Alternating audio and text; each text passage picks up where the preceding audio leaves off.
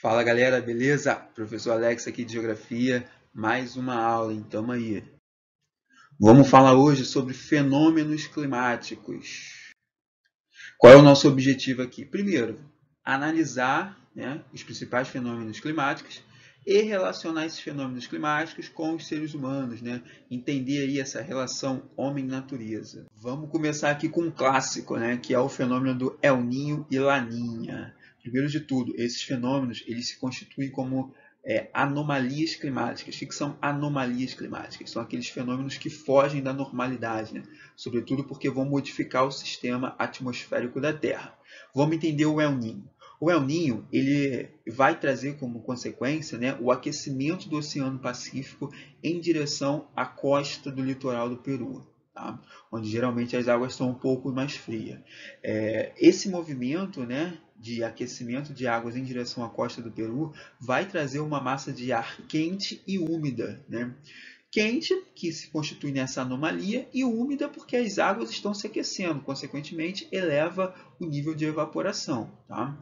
E é interessante que, ao mesmo tempo que traz chuva para algumas regiões, outras localidades elas vão ficando sem chuva, tá? A gente vai ver, eu tenho um mapa aí para explicar isso melhor. Já o fenômeno do Laninha é exatamente o oposto do El Niño. Ao invés de trazer águas aquecidas, a água vai ser esfriada, Consequentemente, essas massas de ar elas vão ser também frias, Sobretudo sem umidade do ar na atmosfera, tá? Vamos entender aqui a partir do mapa. Então tá aqui, galera, o mapa para mostrar para vocês o efeito do El Niño e do Laninha, tá? No clima durante o período do verão e do inverno no mundo todo. Vamos começar aqui com o primeiro, que se trata dos efeitos do El Niño no mundo. O primeiro quadrado lá, dezembro, janeiro e fevereiro, é o efeito do El Niño durante o período do verão, tá?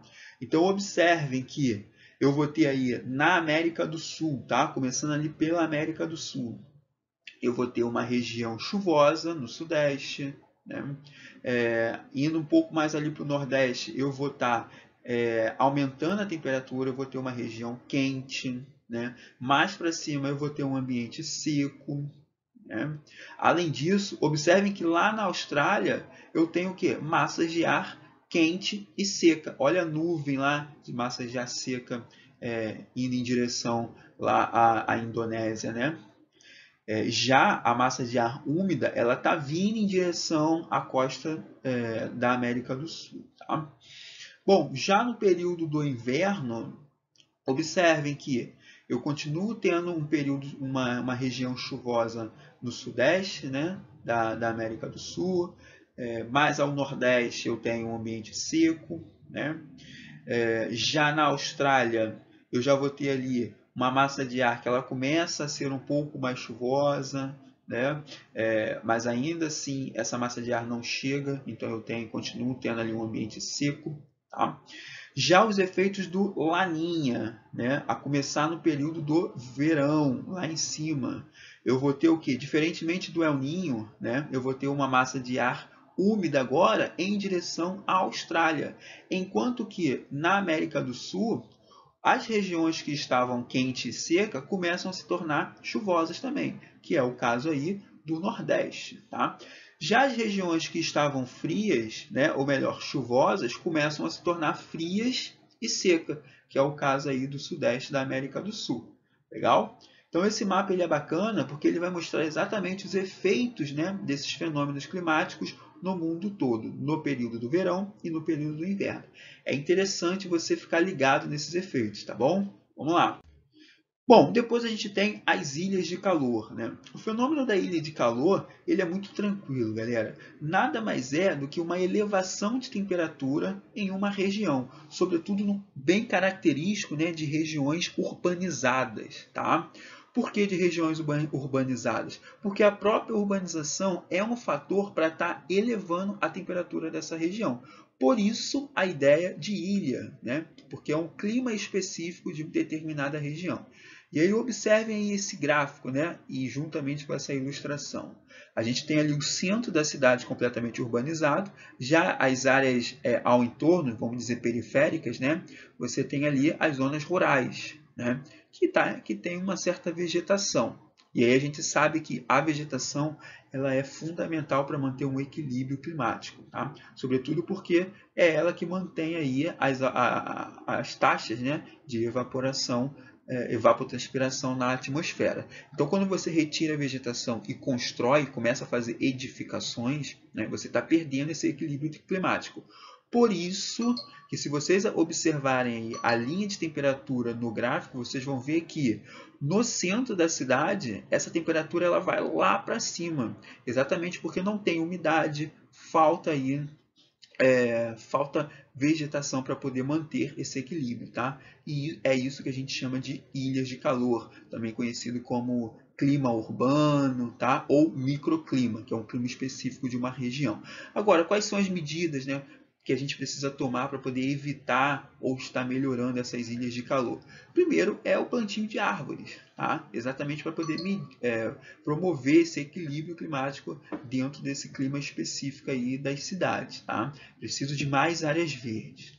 Depois é estar diminuindo, né, a poluição do ar, sobretudo dos gases poluentes que os próprios veículos emitem, as próprias indústrias. Tá? Isso tudo também é bem interessante. Por quê? Porque a gente consegue manter um controle do clima, né, para não cair no efeito da inversão térmica.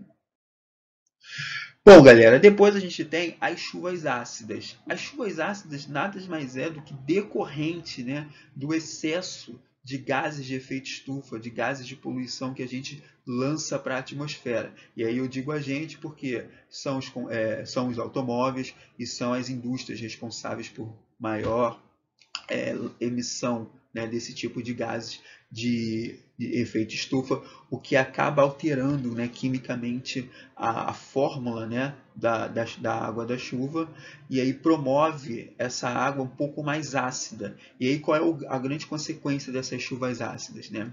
É exatamente prejudicar no plantio agrícola, né? Promover alterações no ecossistema aquático, destrói florestas, promove o processo de desertificação quando atinge aquele solo, torna aquele solo infértil, né?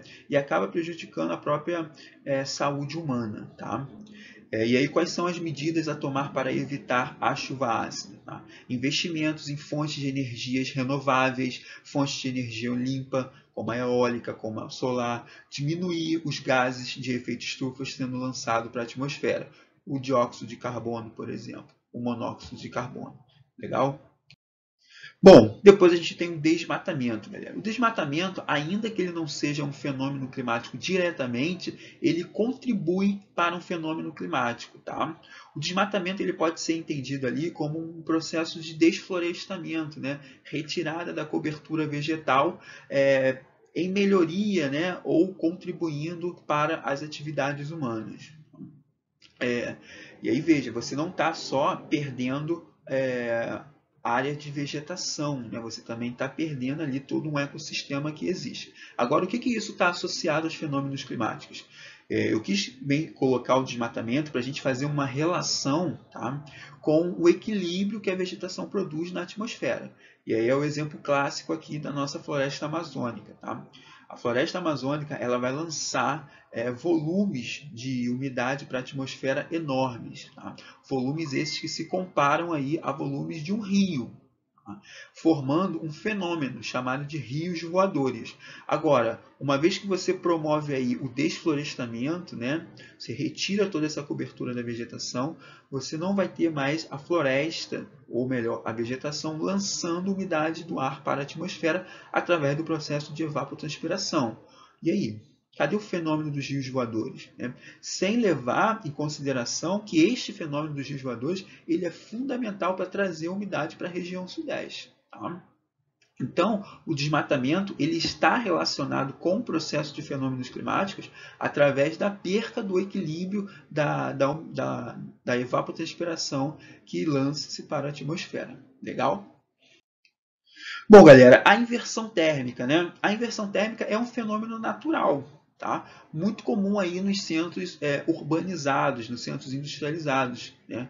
É um pouco diferente da ideia de ilha de calor, tá? Vamos entender aqui. O fenômeno da inversão térmica, como vocês podem observar na figura, é quando você tem o ar frio o ar frio ele tende a ser mais denso, por isso que a gente instala o ar-condicionado na parte superior, né, da parede, e ele acaba sendo impedido de circular pelas outras camadas, né, da atmosfera, que é menos denso do que o ar frio.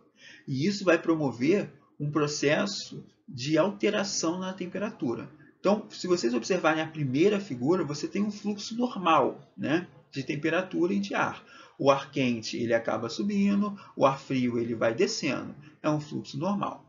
Já no processo de inversão térmica, né, esse ar frio ele não consegue circular, tá? Ele não consegue circular. O ar quente ele vai ficar preso, né, entre duas camadas de ar frio.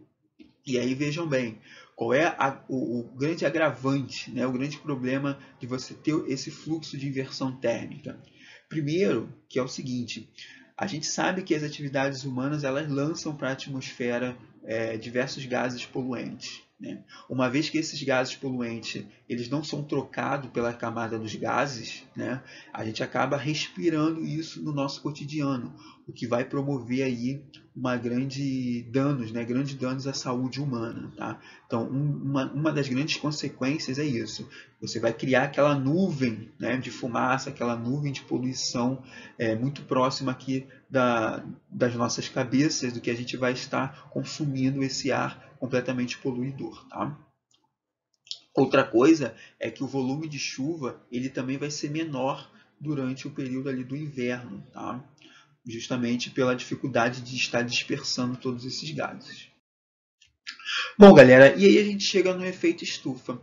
Entenda uma coisa, o efeito estufa ele é um fenômeno natural, tá? Ele é um fenômeno natural e que se não fosse ele, se esse fenômeno não existisse, talvez a gente não teria ali a possibilidade de nós existirmos e habitarmos a Terra, tá? Exatamente porque o fenômeno do efeito estufa ele é fundamental para manter a temperatura do planeta Terra, tá? Só que entenda uma coisa, um dos agravantes do efeito estufa, é exatamente o processo de aquecimento global que a gente vai falar daqui a pouco. Agora, eu só quero que você entenda o efeito estufa, tá? Vamos lá. O efeito estufa, ele é responsável por manter a temperatura do planeta Terra, tá? Agora, a gente sabe que existe uma camada de ozônio, né, envolvendo a Terra. E é exatamente essa camada de ozônio que é responsável aí por estar filtrando os raios solares e mantendo a temperatura da Terra. Tá? Sendo que esta camada de ozônio ela está sendo corrompida, né? Vamos dizer assim, estão se criando um buraco nesta camada de ozônio. E por que está se criando esse buraco? Efeito efeito e consequência das atividades humanas, né? Desde lá da Revolução Industrial, emissão de gases poluentes, tá? Promovem aí uma alteração na atmosfera, o que vai provocar um buraco na camada de ozônio. E aí, provocando um buraco na camada de ozônio, você vai ter o quê? A radiação solar entrando com maior intensidade. Você não vai ter um processo de filtragem da camada de ozônio, tá? O que vai favorecer... Bom, galera, aqui eu trouxe para vocês uma imagem, né, do buraco da camada de ozônio. Então, o primeiro ali trata de 1979 e o segundo de 2008, ali na região do Polo Sul, né, região da Antártida. E aí é interessante notar o crescimento que esse buraco teve, né? E isso tudo foi consequência aí dessa emissão de gases poluentes, das atividades humanas como um todo, né? Desmatamento também, incêndios florestais, enfim, uma série de fatores que vão contribuir para que esse buraco cada vez mais se alastre, tá?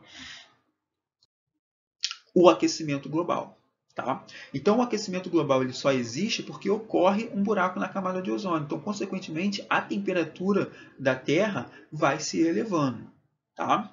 E aí, qual é a grande consequência, né, do aquecimento global? Primeiro que a gente pode falar aí, né, de uma mudança de temperatura drástica, que pode estar afetando o próprio ecossistema, a própria natureza, a própria saúde humana. Você pode estar ocorrendo aí o derretimento das geleiras, né? O que vai ocasionar no aumento do nível do mar, né? E aumentando o nível do mar, diversas cidades ao longo do litoral podem estar sendo submersas, né? Podem estar sendo invadidas, e uma vez que essas cidades sejam invadidas, as pessoas tendem a estar se deslocando para outras regiões. Então perceba que é uma série de consequências, uma está relacionada à outra, tá? Então, galera, eu trago para vocês aqui dois protocolos que foram essenciais para tentar minimizar, né, esses efeitos do buraco da camada de ozônio, do aquecimento global e do próprio efeito estufa, que é o Protocolo de Kyoto e o Acordo de Paris, né?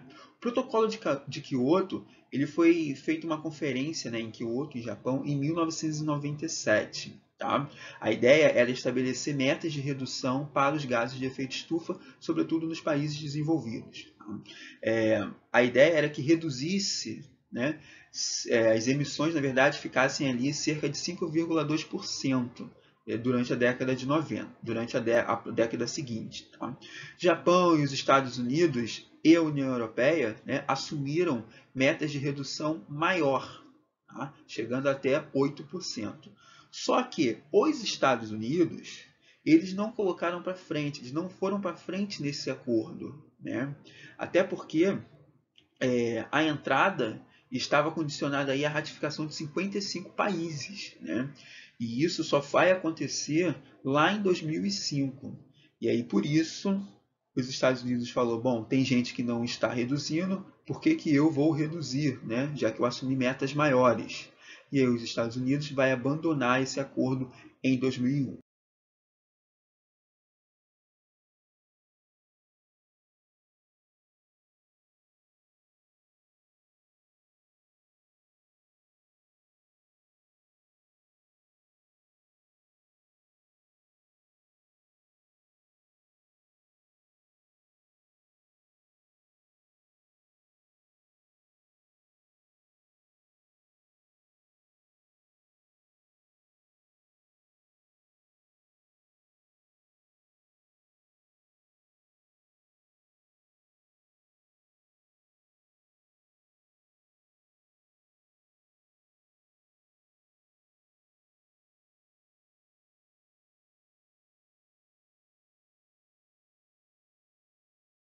Um outro protocolo gerado, né, foi o Acordo de Paris, em 2015, na França, né? E aí a ideia era o quê? Era que cada país fosse responsável por tentar promover medidas que minimizasse, né, o próprio aquecimento global. Tá? E aí esse acordo ele seria revisto a cada 5 anos. Né? A ideia era que o aquecimento global ele fosse reduzido, né, menos 2 graus Celsius, né? Ou seja, a Terra ela não poderia estar aumentando seu nível de temperatura em até 2 graus Celsius, ainda que o ideal fosse uma redução de 1,5 graus. Tá? Depois, esse acordo também ele vai prever ajuda financeira. Né? Os países desenvolvidos poderiam financiar projetos, né, de energia limpa, ou até mesmo projetos que minimizassem as consequências das mudanças climáticas, né? Que seriam os incêndios, as enchentes, os furacões. Né? Tudo isso numa tentativa de tentar e entender, né, que o mundo está passando aí por uma grave crise, né, econômica, e isso está afetando a própria natureza. Então, esses acordos, né, ainda que eles sejam mais diplomáticos, né, eles precisam e tem que haver uma efetividade, né, eles têm que ser posto em prática. Agora, só para você ter uma ideia, no caso dos Estados Unidos, né, os Estados Unidos, novamente, ele sai desse Acordo de Paris, ele não faz parte do Acordo de Paris, porque ele disse que outros países estão poluindo muito mais do que ele. Né? Ele estava citando ali, no caso, a China. E a própria China faz parte, a própria China ela tem metas de redução. Né? Enfim, galera, são dois acordos que acontecem aí na tentativa de tentar minimizar esses efeitos do aquecimento global. Bom, galera, finalizamos por aqui. Qualquer dúvida, vocês me mandem. Um abraço. Até a próxima.